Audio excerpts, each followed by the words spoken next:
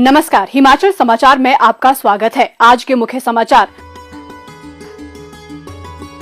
मुख्यमंत्री ने कहा, प्रदेश पर्यटकों के आवागमन के लिए पूर्णतः सुरक्षित।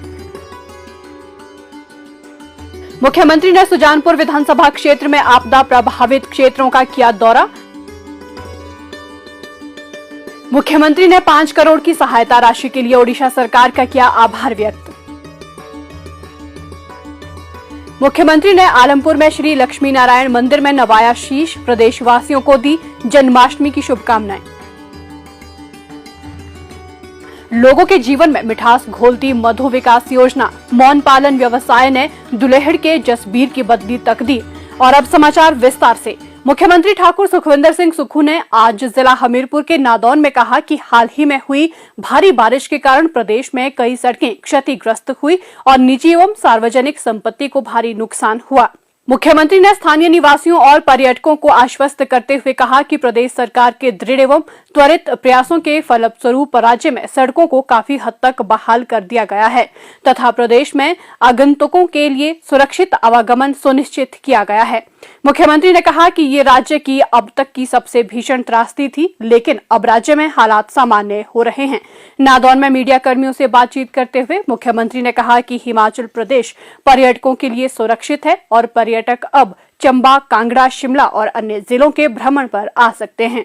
मुख्यमंत्री ठाकुर सुखविंदर सिंह सुक्खू ने मंगलवार हमीरपुर जिला के सुजानपुर विधानसभा क्षेत्र के अंतर्गत विभिन्न क्षेत्रों में बारिश और भूस्खलन के कारण हुए नुकसान का निरीक्षण किया और राहत एवं पुनर्वास कार्यों के बारे में जानकारी ली। ऊंटपुर और कक्कड़ सहित अन्य स्थानों पर हुई भारी तबाही से प्रभावित क्षेत्रों को मुख्यमंत्री ने आपदा प्रभावित क्षेत्र घोषित करने के जिला प्रशासन को निर्देश दिए। मुख्यमंत्री ने प्रभावित परिवारों से बात कर उन्हें हर संभव सहायता प्रदान करने का आश्वासन दिया और कहा कि राज्य सरकार प्रत्येक प्रभावित के साथ है। प्रदेश सरकार अपने संसाधनों से एक एक पैसा जोड़कर सभी प्रभावितों की मदद करेगी। राज्य सरकार ने भारी बारिश के कारण हुई तबाही के दृष्टिगत प्रदेश के लिए एक विशेष राहत पैकेज की घोषणा की है, जिसमें प्रभावितों की सहायता के लिए 10 गुना तक बढ़ा हुआ मुआवजा प्रदान करने का प्रावधान किया गया है। मुख्यमंत्री ने कहा कि पूर्व में पक्के मकान को आंशिक क्षति पर 12,500 रुपए और कच्चे घर को आंशिक क्षति होने पर 10,000 रुपए की राहत राशि दी जाती थी, लेकिन प्राकृतिक आपदा के कारण हुए नुकसान को देखते हुए सरकार ने इसे बढ़ाकर 1 लाख रुपए कर दिया है। उन्होंने कहा कि पहले दुकानों और ढाबों को हुए नुकसान के मुआवजे के रूप में सामान के बदले केवल 10,000 रुपए की आंशिक आर्थिक सहायता मिलती थी, जिसे अब राज्य सरकार ने 10 गुना बढ़ाकर 1 लाख रुपए कर दिया है। इसके अलावा नए प्रावधानों के अनुसार गाय व भैंस जैसे दुधारू पशुओं की मृत्यु पर प्रति पशु 55,000 रुपए की वित्तीय सहायता दी जा रही है और भेड़ बकरी की मृत्यु पर मिलने वाली वित्तीय सहायता को 4,000 रुपए से बढ़ाकर 6,000 रुपए कर दिया गया है। मुख्यमंत्री ने सुजानपुर के सचूही, बजाहड़ और जोल पलाही सहित अन्य क्षेत्रों में भी आपदा से हुए नुकसान का जायजा लिया और संबंधित विभागों को राहत एवं पुनर्वास कार्यों में तेजी लाने के निर्देश दिए। ओडिशा सरकार ने आपदा राहत कोष 2023 के लिए हिमाचल प्रदेश को 5 करोड़ रुपए की सहायता राशि प्रदान की है। मुख्यमंत्री ठाकुर सुखविंदर सिंह सुक्खू ने उदारतापूर्ण सहायता के लिए ओडिशा के मुख्यमंत्री नवीन पटनायक का आभार व्यक्त किया। मुख्यमंत्री ने कहा कि ये राशि आपदा से प्रभावित परिवारों को राहत प्रदान करने में प्रदेश सरकार को मदद प्रदान करेगी।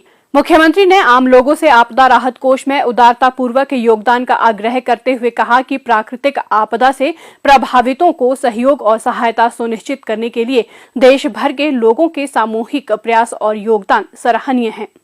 मुख्यमंत्री ठाकुर सुखविंदर सिंह सुक्खू को आज नादौन में आपदा राहत कोष के लिए सेक्रेटरी सोसाइटीज नादौन ने 1 लाख रुपए का चेक तथा अनएम्प्लॉयड आर्ट टीचर्स एसोसिएशन ने 11,000 रुपए का चेक भेंट किया। मुख्यमंत्री ने मानवता की सेवा के लिए किए गए दान के लिए दानी सज्जनों का आभार व्यक्त करते हुए कहा कि ये राशि आपदा की घड़ी में पीड़ित जनों के लिए मददगार साबित होगी। मुख्यमंत्री ठाकुर सुखविंदर सिंह सुक्खू ने आज जन्माष्टमी के पावन अवसर पर कांगड़ा जिला स्थित आलमपुर में श्री लक्ष्मी नारायण मंदिर में शीश नवाया और प्रदेश की समृद्धि एवं खुशहाली की कामना की। उन्होंने शोभा यात्रा में भाग लिया और इस पावन अवसर पर प्रदेशवासियों को शुभकामनाएं दी। राज्य सरकार की योजनाएं स्वरोजगार को बढ़ावा देने के साथ साथ कमाई का अच्छा जरिया बन रही हैं। प्रदेश सरकार की मदद व अपनी मेहनत से किसान इन योजनाओं से लाभान्वित हो रहे हैं तथा अपने परिवार का बेहतर ढंग से भरण पोषण कर रहे हैं। जिला ऊना के हरोली के तहत दुलेहड़ गांव के निवासी श्री जसवीर प्रदेश सरकार की मुख्यमंत्री मधु विकास योजना का लाभ लेकर आज करोड़ों रुपए की कमाई कर रहे हैं।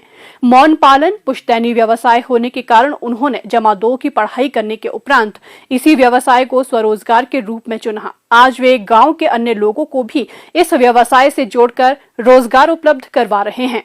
श्री जसवीर द्वारा 70 मधुमक्खी बक्सों से शुरू किया गया व्यवसाय अब लगभग 550 बक्सों तक पहुंच चुका है। एक वर्ष में वे लगभग 50 टन शहद का उत्पादन कर रहे हैं।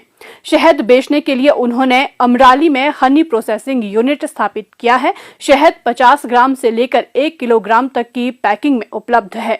1 किलोग्राम शहद की कीमत 350 रुपए है। इसके अलावा शहद मंगवाने के लिए कुरियर सुविधा भी उपलब्ध है। विभिन्न कंपनियां भी उनसे शहद खरीद रही हैं। मधुमक्खी पालन से अधिक कमाई के लिए वर्ष भर वे उत्तर भारत के उत्तर प्रदेश, मध्य प्रदेश, राजस्थान व मार्च माह में पंजाब राज्यों का रुख करते हैं। हॉर्टिकल्चर डिपार्टमेंट के द्वारा मुझे 50 बक्सों पे 1,70,000 रुपया सब्सिडी दी गई थी और उसके बाद मैंने बी ब्रीडर के लिए भी अप्लाई किया था और मैंने बी ब्रीडर का ट्रेनिंग नॉन यूनिवर्सिटी सोलन से 21 दिन का कैंप लगाया था और उसके लिए भी मैंने अप्लाई किया था।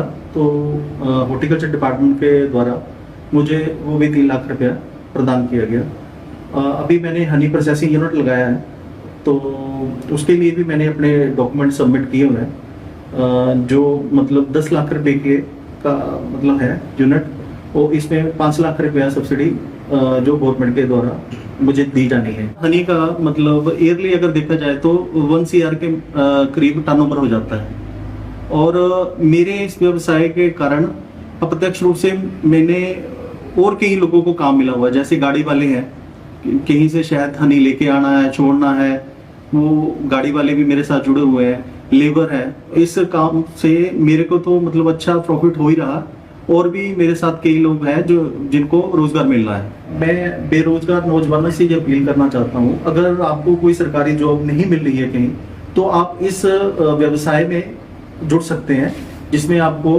गवर्नमेंट भी आपको सपोर्ट कर रही है और इसमें इनकम भी अच्छी है और इससे आप अपना परिवार बड़ी अच्छी ढंग से आप इसको कर सकते हैं। मैं CM सुक्खू जी का बहुत धन्यवाद करना चाहता हूँ जिन्होंने ये स्कीमें चलाई हुई हैं जिससे कि युवा पीढ़ी को आगे बढ़ने के लिए काफी प्रोत्साहन मिल रहा है। तो इसके लिए मैं सरकार का बहुत बहुत आभारी हूँ। मुख्यमंत्री मधु विकास योजना के प्रत्येक चरण में बागवानों व किसानों को सब्सिडी की सुविधा प्रदान की जा रही है।